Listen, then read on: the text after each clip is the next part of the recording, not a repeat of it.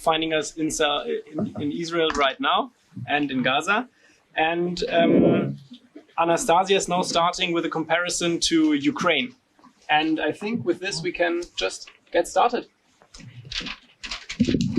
Yeah, hi everyone. Thank you for the invitation. My name is Anastasia Tikhomirova. I'm a journalist, a foreign correspondent, and also specifying on foreign politics, working for Zeit, a German newspaper.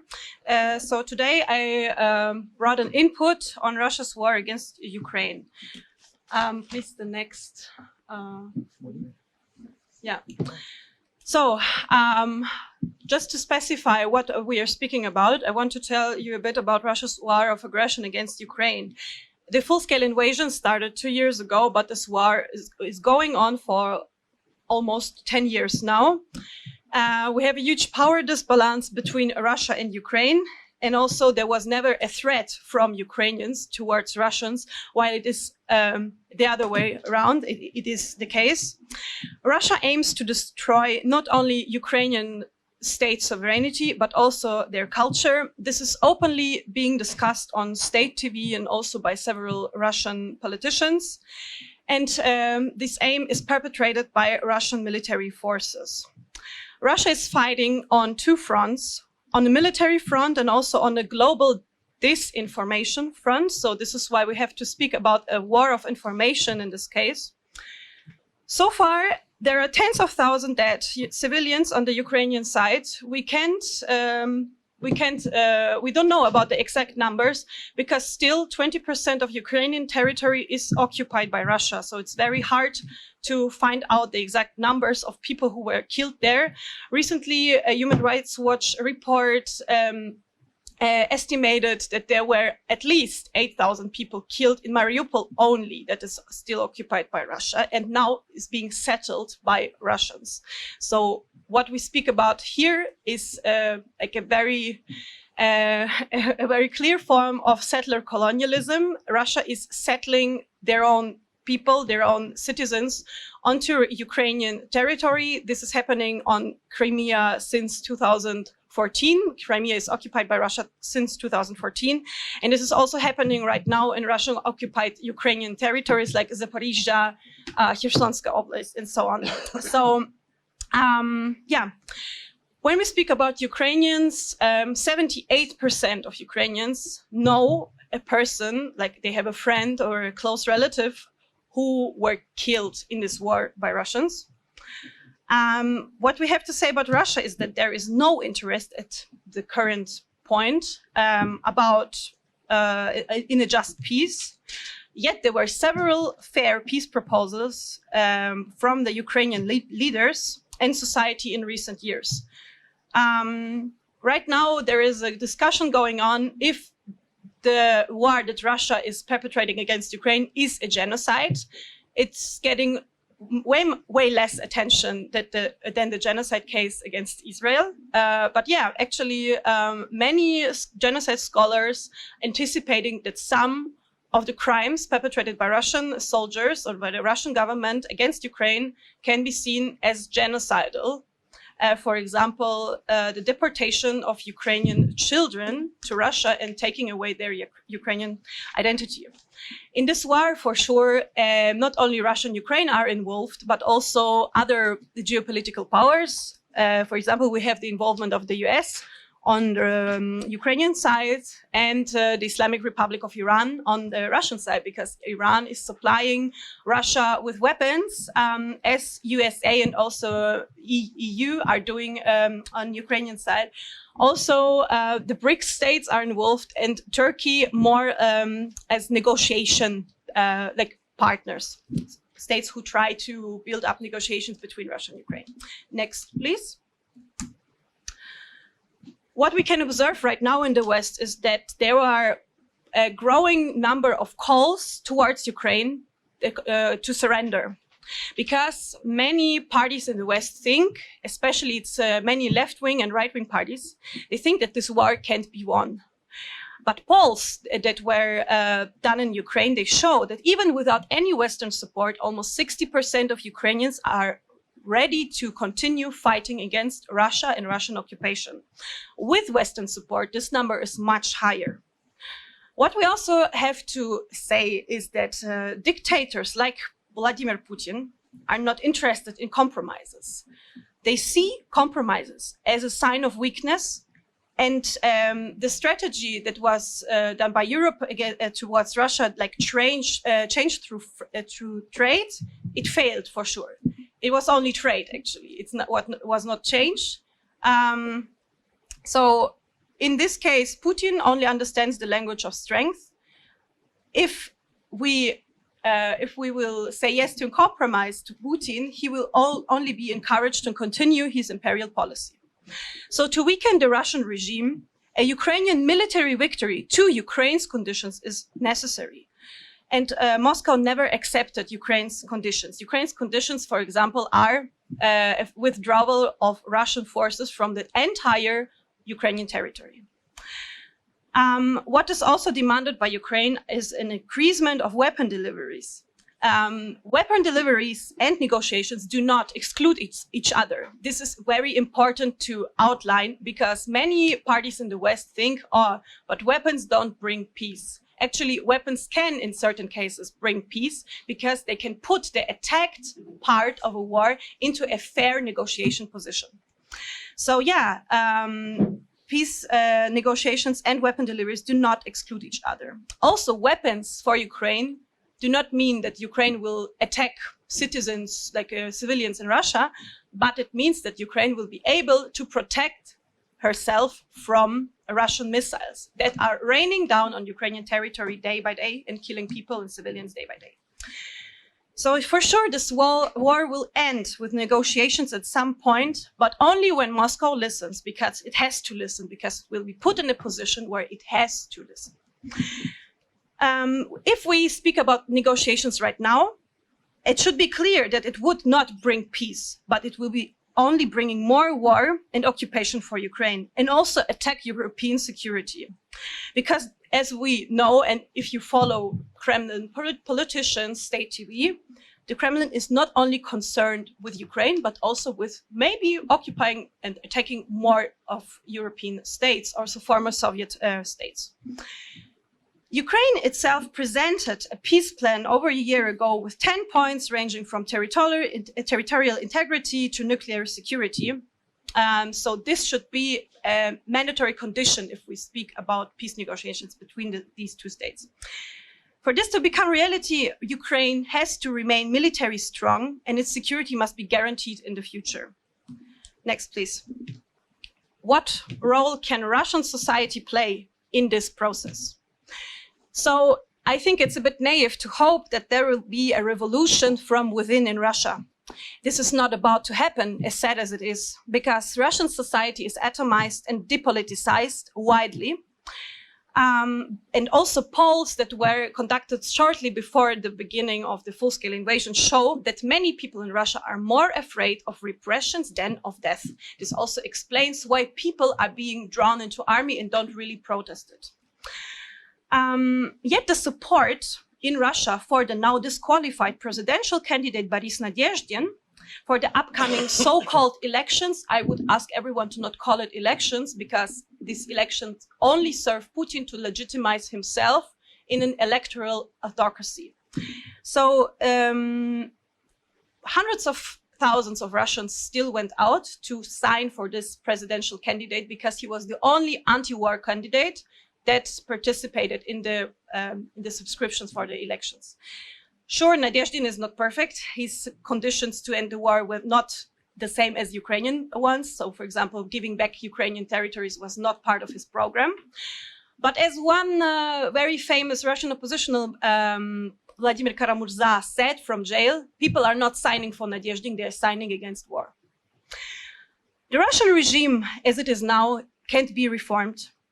Thus, it can't be a negotiation partner. But history shows that uprisings in Russia always happened after military defeats. So if we look to 1905, 1907, after the end of the Afghanistan-Soviet war. So then people got sorry. So after all the time in these years, people went out on the streets because their discontent has risen. The economical situation was getting worse. So this is what could lead to a Russian protest on the streets. So if there will be a military defeat of Russia, this could change something. It should, like, it can be that it won't happen, but this is like the only way I see it. For sure, there are polls in Russia that show that there is huge support for the military invasion of Ukraine. Like recently, there was a poll conducted where 70% of Russians are supporting the invasion. Usually, these polls are conducted by state organizations or by Levada, and there is a lot of criticism against these institutions because they don't tell how many people really participated in these polls. And recently, what I heard by a Russian activist, she told me that it's only 5 to 7%, and I checked this number, of Russians who participate in these polls voluntarily. So if you participate voluntarily, you for sure will say, yeah, sure, I support this war. So it doesn't really give us a true picture about what is happening and what is this sentiment in the Russian society. Also, to conduct polls in dictatorships, I mean, it's important, but it shouldn't be the only source we are using. When we speak about Russian society and possible partners for negotiations, as I already stated, it can't be someone who is part of the current regime. It should be a democratic political leader who is ready to acknowledge Russian crimes against Ukraine. All Russian political leaders who could participate in peace-building processes are right now mostly jailed or in exile. For peace building, what needs to be done by Russian society is that reparations need to be paid towards Ukraine, and a transgenerational work will be needed. So to acknowledge the Russian war crimes against Ukraine, to bear a collective responsibility by Russians instead of reality denial as it is happening right now. One interesting thing I would like to mention, and to connect to a lecture this morning, in Russian society, there's already a discourse about, oh, this is not our fault. Actually, why should I feel responsible for what is happening? And the Germans also didn't feel responsible, so why should I? So they're taking over the German discourse and trying to compare themselves with post-fascist German society. So yeah, what is also needed in Russia is for sure the deputinization, de-Stalinization, and democratization of Russian society, but it can only be achieved with a just Ukrainian military winning of this war. Next, please. As it's happening in our world, and especially in the online world, there is like quite often a comparison done to Israel's war against Hamas, or to the Israel-Hamas war, to the Middle Eastern conflict. So first of all, I would like to say that there is, like, you can say that it's the same war as it's done on the internet, because the region is different. There are partly different axes, political axes, which are participating in the wars. In the Middle East, it's 400 million people who are directly or indirectly affected by this war. And so I would like to shortly, if I have time, to outline what are the differences and what are the similarities of these two wars. So yeah, there is an informational front also by Hamas, what is resulting in a global wave of anti-Semitism, what the world hasn't seen in decades. So yeah, and this is also one tool of war that Hamas is using, and they're winning this informational war, actually.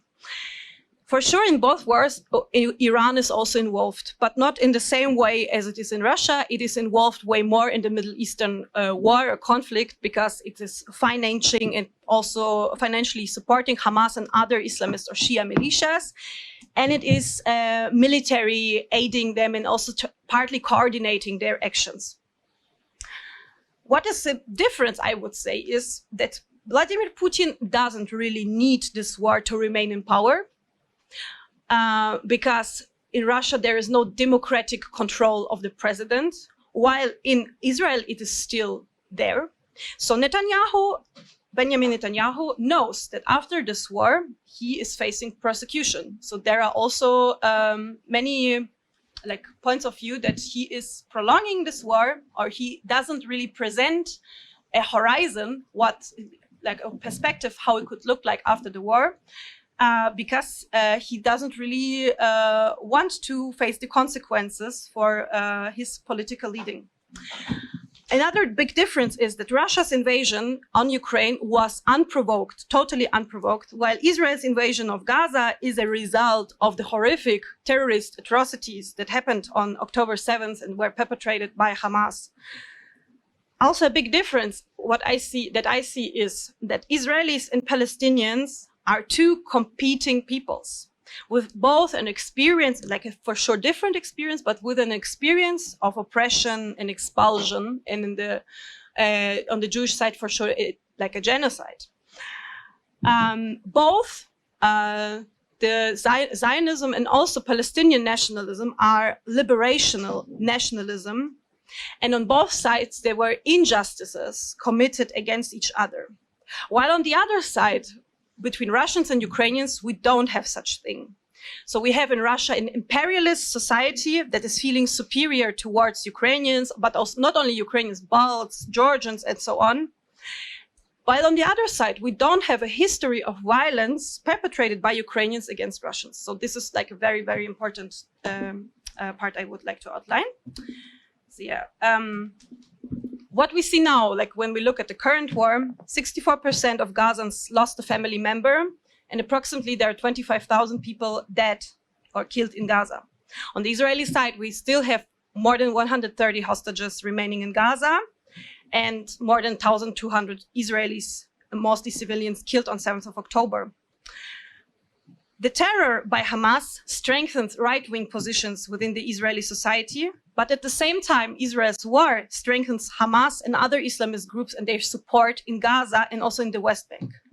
We see, not in the same amount, but we see reality denial on both sides. While most of Palestinian society is denying or downplaying the crimes that were perpetrated against Israeli civilians on the 7th of October, there is also in parts of Israeli society some denial or downplaying of the violence against Palestinians, of the occupation and so on. So yeah, it's hard to speak about compromises in this situation, but they are possible. What is needed for this are suitable leaders in power on both sides. They are not present right now. So possible solutions could be building a Middle Eastern coalition to push back Islamist forces. It's only possible with a legitimate and credible Palestinian partner who renounces violence and can govern Gaza and West Bank. Right now, a horizon after the war is lacking. Like Arabic states should be taken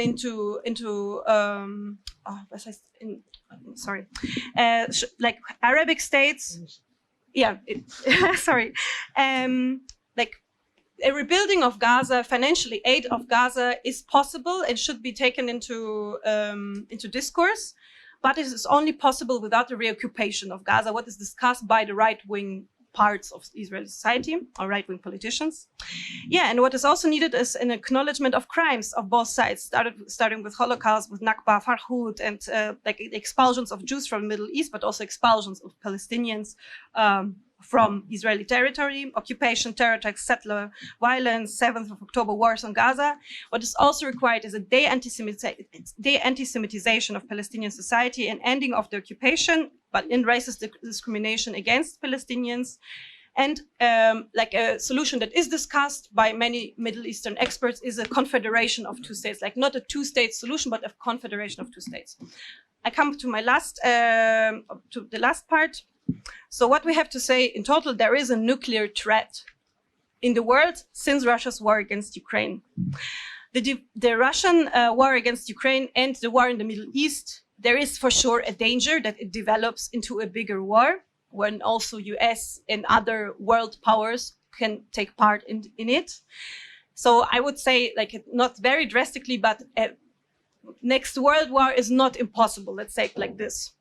So world leaders have to participate in negotiated reconciliation and the secure of self-determination, and they have to secure the self-determination of Ukrainians, Palestinians, and Israelis. I don't name Russians here because they their self-determination is not endangered.